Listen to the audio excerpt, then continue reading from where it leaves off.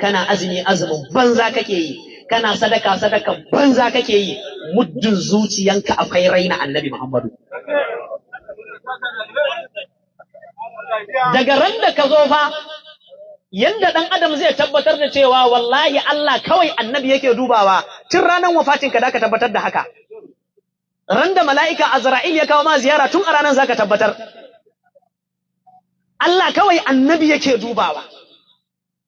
To mu me ake so mu yi? Mu kalli Allah da wani ido da mu kalle shi?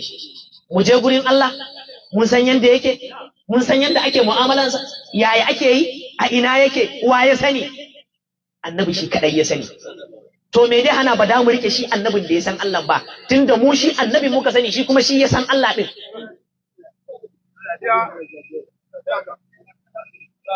Halitta ne ba al'umma suke roƙon Allah, suna cewa Allah ka mana azaba, Allah ka saukar mana da ruwan sama. In wannan shine gaskiya daga gurin